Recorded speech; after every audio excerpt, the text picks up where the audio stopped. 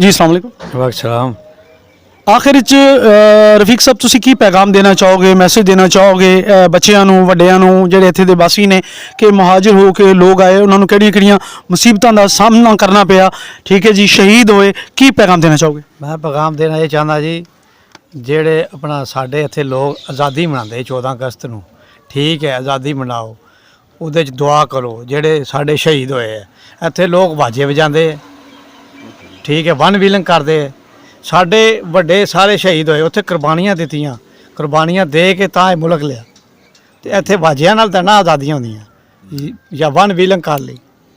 ਮੈਂ ਕਹਿੰਦਾ ਵੀ ਅਮਨ ਨਾਲ ਆਜ਼ਾਦੀ ਮਨਾਓ, ਦੁਆ ਖੈਰ ਕਰੋ। ਉਹਨਾਂ ਜਿਹੜੇ ਸ਼ਹੀਦ ਜਿਹੜੇ ਸਾਡੇ ਹੋਏ ਉਹਨਾਂ ਵਾਸਤੇ ਦੁਆ ਕਰੋ।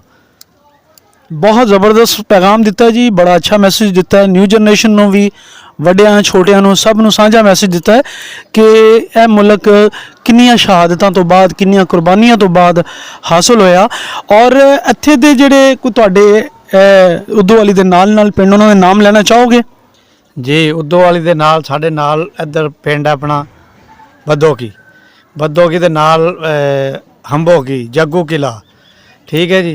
ਉਸ ਤੋਂ ਬਾਅਦ ਮੇਨ ਆਪਣਾ ਕਸਬਾ ਨੋਖਰ ਮੰਡੀ, ਉਸ ਤੋਂ ਅੱਗੇ ਕਿਲਾ ਦੀਦਾਰ ਸਿੰਘ, ਅੱਗੋਂ ਇੱਧਰ ਨੂੰ ਪਿੱਛੇ ਆ ਜਾਓ ਬਤਾਲਾ ਝੰਡਾ ਸਿੰਘ, ਠੀਕ ਹੈ ਜੀ। ਉਸ ਤੋਂ ਬਾਅਦ ਵੜੀ ਵਾਲਾ, ਉਸ ਤੋਂ ਬਾਅਦ ਤਾਰੀ ਵਾਲਾ, ਟਪਈ ਮਤਾਬ ਸਿੰਘ, ਉਸ ਤੋਂ ਬਾਅਦ ਕਰਮਾਬਾਦ, ਨੋਈਏ ਵਾਲਾ, ਨਾਈ ਵਾਲਾ, ਕਿਲਾ ਬਾਗ ਸਿੰਘ, ਉਸ ਤੋਂ ਬਾਅਦ ਜੀ ਅੱਗੇ ਮਦਨ ਚੱਕ, ਕਿਲਾ ਭੀਆਂ, ਚੱਕ ਬਲੋਲ, ਉਸ ਤੋਂ ਬਾਅਦ ਪੀੜੀ ਪਾਕ ਰਹਿਮਾਨ, ਝਟਾਂ ਵਾਲੀ। ਇਹ ਸਾਰੇ ਸਾਡੇ 4 ਸਫੇਰੇ ਪਿੰਡ ਹੈ ਜੀ। ਸਾਡਾ ਪਿੰਡ ਦਰਮਿਆਨ 'ਚ ਆਉਂਦਾ। ਤੁਹਾਡੇ ਪਿੰਡ 'ਚ ਕਿਹੜੀ ਬਰਾਦਰੀ ਦੀ ਮੇਜੋਰਿਟੀ, ਕਿਹੜੀ ਬਰਾਦਰੀ ਜ਼ਿਆਦਾ ਹੈ? ਸਾਡੇ ਪਿੰਡ 'ਚ ਸਭ ਤੋਂ ਜ਼ਿਆਦਾ ਜੀ ਹੁਣ ਇਸ ਟਾਈਮ ਗੁੱਜਰ ਬਰਾਦਰੀ ਹੈ, ਉਸ ਤੋਂ ਬਾਅਦ ਅੰਸਾਰੀ ਬਰਾਦਰੀ ਹੈ, ਉਸ ਤੋਂ ਬਾਅਦ ਮਹਿਰ ਬਰਾਦਰੀ, ਜੱਟ ਬਰਾਦਰੀ ਦਾ ਇੱਕ ਘਰ ਉਹ ਪਾਕਿਸਤਾਨ ਹਿੰਦੁਸਤਾਨ ਜਦੋਂ ਬਣਿਆ ਨਾ, ਉਸ ਤੋਂ ਪਹਿਲਾਂ ਦਾ ਉਹ ਇੱਥੇ ਰਹਿ ਗਏ। ਉਸ ਤੋਂ ਬਾਅਦ ਉਹ ਮੁਸਲਮਾਨ ਹੋ ਗਏ, ਠੀਕ ਹੋ ਗਿਆ। ਉਹਨਾਂ ਦੀ ਜ਼ਮੀਨ ਵੀ ਇੱਥੇ ਹੈ। ਤੇ ਜਿਹੜੇ ਪਿੰਡਾਂ ਦੇ ਤੁਸੀਂ ਨਾਂ ਲਏ ਨੇ, ਇਹਨਾਂ ਪਿੰਡਾਂ ਦੇ ਵਿੱਚ ਮਿਕਸ ਬਰਾਦਰੀ ਨੇ ਸਾਰੀਆਂ ਹੀ ਆ?